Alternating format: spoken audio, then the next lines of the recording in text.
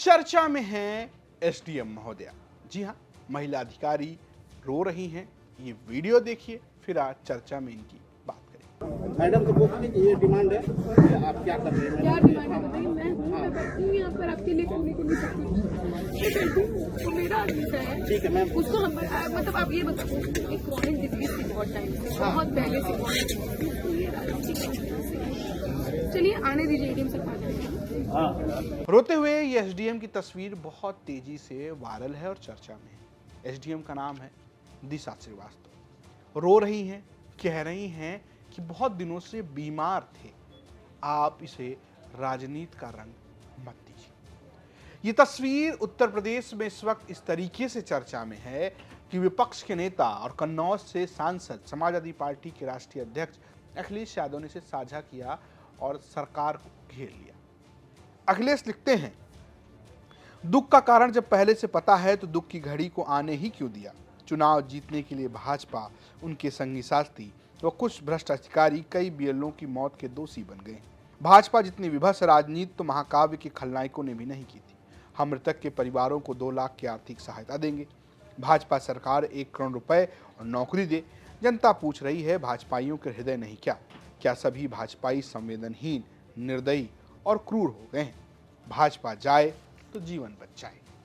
अब आप कहेंगे कि रोना, भाजपा, इन सब का कनेक्शन क्या है, तो आपको बताते हैं। दिशा श्रीवास्तव जो कि देवरिया की एसडीएम हैं, उनकी ये रोती हुई तस्वीर आई एक मौत पर। मौत किसकी? मौत देवरिया में लेखपाल आशीष कुमार की मौत की। आशीष एसआईआर में काम कर रहे थे। एसआईआर जिसके जरिए चुनाव आयोग पूरे देश में जो चुनावी लिस्ट है, जिसके हिसाब से वोट यानी मतदाता सूची, उसका संशोधन कर रही है। उस पर एक किस्म से नए सिरे से फॉर्म भराए जा रहे हैं, तमाम काम हो रहा है। और इसका काम जमीन पर कर रहे हैं, वो कर रहे हैं बीएलओज, लेखपाल, शिक्षा मित्र, तमाम लोग इस तरीके से काम कर रहे हैं। और इसमें ही आशीष भी शामिल थे। आशीष को ब्रेन हैमरेज हुआ और उनकी मौत हो गई। परिवार का ये कहना है कि ये सब कुछ वर्क प्रेशर से हुआ। कमाल की बात है कि उत्तर प्रदेश में पहली घटना नहीं, फतेहपुर और मुरादाबाद में 2 इसी तरीके के अधिकारियों ने अपनी जान भी दी और आरोप लगाया कि उन्हें छुट्टी नहीं दी जा रही है, वो परेशान है। बीएलओस तो ये कह रहे हैं कि 3 घंटे सोने का मौका मिल रहा है, चाय ब्रेड खा के सुबह निकलते हैं और रात तक यही कागज करते हैं। चुनाव आयोग के ऊपर आरोप भी लग रहे हैं कि इतना काम क्यों, इतनी कम समय का डेडलाइन क्यों दिया गया है। अब ऐसे में आशीष की मृत्यु हुई तो पहुंची एसडीएम जो कि अधिकारी हैं, लेखपाल उनके अंदर आता है। भावुक परिवार को देखकर दिशा की आंखों से आंसू निकल आए, लेकिन खुद को संभालते हुए वो आक्रोशित भीड़ को भी समझा रही हैं कि इन्हें राजनीतिक रंग न दिया जाए। मैडम तो बोलती है कि ये डिमांड है कि आप क्या कर रहे हैं? क्या डिमांड है बताइए। मैं बैठी हूँ यहाँ पर आपके लिए करने के लिए सकती हूँ। मैं बैठी हूँ तो मेरा आदेश है। ठीक है मैम। उसको हम मतलब आप ये बताओ, एक क्रॉनिक डिजीज थी बहुत टाइम से, बहुत पहले से क्रॉनिक डिजीज, तो ये राजनीतिक चलिए आने दीजिए एडीएम सरकार। तो ये है दिशा। दिशा पहली बार चर्चा में नहीं आई है, इससे पहले भी चर्चा में रही है। एक तस्वीर दिखाते हैं आपको। ये तस्वीर है ट्रैक्टर की। ट्रैक्टर चलाते हुए एसडीएम साहिबा की तस्वीर कुछ दिनों पहले ही वायरल हुई थी। नई नवेली तेज तर्रार अधिकारी हैं। देवरिया में लंबे समय से कुछ जमीनों पर अतिक्रमण का मामला था। यूपी में आजकल बुलडोजर चलना एक नई बात है, यानी कि कोई भी चीज होती है तो सरकार बुलडोजर चला देती है। कोर्ट से फटकार भी कई बार पड़ी है, लेकिन बुलडोजर चलते हुए तो आपने देखा है, लेकिन अतिक्रमण हटाने के लिए ट्रैक्टर चलाने का काम दिशा ने किया।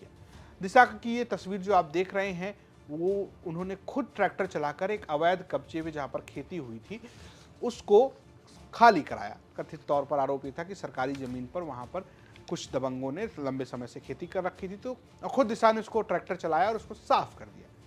दिशा गोरखपुर की रहने वाली है। 2020 में उन्होंने यूपी पीसीएस की परीक्षा पास की थी, एक कठिन परीक्षा पास की, लेकिन कोई कम रैंक नहीं थी। उन्होंने 21वीं रैंक हासिल करके सीधा डिप्टी कलेक्टर का पद यानी कि एसडीएम का पद हासिल किया। गोरखपुर की रहने वाली दिशा ने गोरखपुर के ही कॉमर्स गर्ल्स कॉलेज से अपनी 12वीं की पढ़ाई की थी और जानकारी के मुताबिक उन्होंने 12वीं में अपना जिला जो है वो टॉप किया था। उसके बाद उन्होंने स्टेट यूनिवर्सिटी से पढ़ाई की, सिविल इंजीनियरिंग की और फिर वो यूपी पीसीएस की तरफ बढ़ गई। दिशा बताती हैं कि परीक्षा कैसे पास करें। उन्होंने कोई कोचिंग नहीं ली थी, उन्होंने बिना कोचिंग किए परीक्षा पास की थी। जब इन्होंने पास की 2020 में, तब खूब चर्चा में भी रही थी। उस वक्त उन्होंने यूपी तक से बातचीत में बताया था कि शुरुआती दिनों में गलती की। वो पहले टारगेट बेस्ड पढ़ाई नहीं बल्कि टाइम बेस्ड पढ़ाई करती, मतलब इतने घंटे पढ़ना है, उससे वो सफलता नहीं मिली। फिर उन्होंने समझा कि भाई टारगेट तय करना होगा, लक्ष्य तय करना होगा कि आज इतना पढ़ना है। इसके बाद उन्हें ये सफलता मिली। उन्होंने ये भी कहा कि वो क्वांटिटी के अलावा क्वालिटी पे फोकस करती थी। ना ही उन्होंने ये भी कहा कि उन्होंने पर्सनल अपनी जो डेवलपमेंट है और कम्युनिकेशन स्किल्स है उस पर खूब काम किया था। दिशा इस पूरी बातचीत में ये भी बताती हैं कि उन्हें म्यूज़िक पसंद है, पूरी तैयारी के दौरान वो म्यूज़िक सुनती रही हैं। डीमोटिवेट होना आम बात है, लेकिन वो डीमोटिवेशन को छोड़कर आगे बढ़े। उन्होंने ऐसे सलाह जो तैयारी कर रहे हैं छात्र उनको भी दी। अब जब वो देवरिया की एसडीएम हैं तब भी उनकी खूब चर्चा हो रही है। जिस तरीके से रोती रहीं, भावुक हो गई, उसको लेकर सोशल मीडिया पर लोग अलग अलग किस्म की बात कर रहे हैं। हालांकि इस भावुकता के पीछे बीएलओ के काम के घंटे और एसआईआर की भी चर्चा हो रही है। लोकसभा में एसआईआर की चर्चा को मांग को लेकर समाजवादी पार्टी का कहना है कि जब तक एसआईआर पर चर्चा नहीं होगी तब तक लोकसभा वो चलने नहीं देंगे।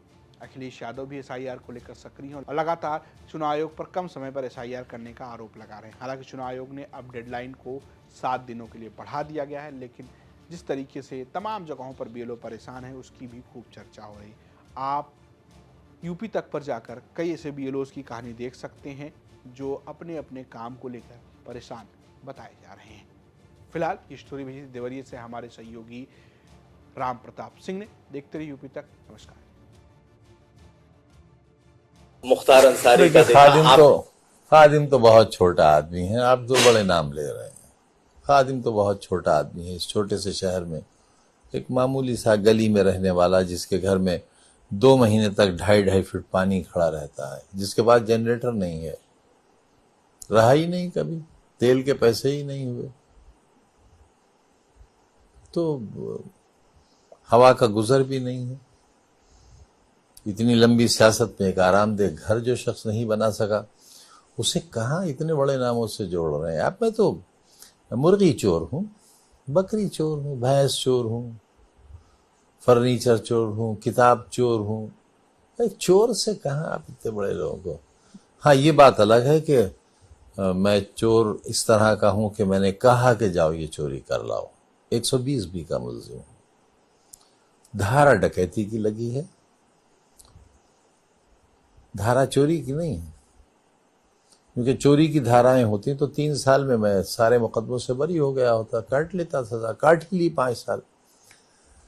लेकिन एक मुकदमे में 19 साल की सजा है, एक में सिर्फ, और 114 में फैसला होना बाकी है, और पूरे घर पर लगभग 350 मुकदमे हैं। मरी हुई माँ पर है, परेशान हूं कि कब्र से कैसे निकाल कर लाऊं, उनकी गवाही कैसे होगी। तो इतना आजाद हिंदुस्तान में इतनी मोहब्बत किसी परिवार, किसी शहर, मेरे साथ और मेरों के साथ इतनी मोहब्बत किसी ने नहीं की होगी, शायद नाजियों ने भी नहीं की होगी। बहुत शुक्रिया, बहुत शुक्रिया। लेकिन जिसने किया उसने आपको ही टारगेट क्यों किया? मैं बुरा था। मैं 125 करोड़ के हिंदुस्तान में इतना टारगेटेड हूं, यही मेरा मेडल है, यही मेरा मेडल है, और यही सदियों मुझे याद रखाएगा। लगता है आप जेल में इतने समय तक इतना कुछ आपने झेला कि अब आपको जेल में या बहुत पुरसुकून रहते थे, बहुत सुकून रहते थे। पुरसुकून, कुछ ये मालूम ही नहीं था कभी निकलेंगे। जब ये एहसास हो गया कि शायद निकलेंगे ही नहीं, तो पुरसुकून हो गया। देखिए, जीने की ख्वाहिश किसकी होती है? जिसके पास जिंदगी होती है। और जब जिंदगी ही नहीं रहे तो जीने की ख्वाहिश क्या होगी? तो वहां जिंदगी कहाँ थी? तो एहसास भी नहीं था। बाहर आने के बाद लगता है कि नई जिंदगी फिर से शुरू होगी, फिर से सियासत, मालूम नहीं कब तक, खान। क्या मालूम कब तक बाहर है। 3 साल रहने के बाद भी तो बाहर 2-3 महीने रहे थे, फिर चले गए थे अंदर। क्या कर रहे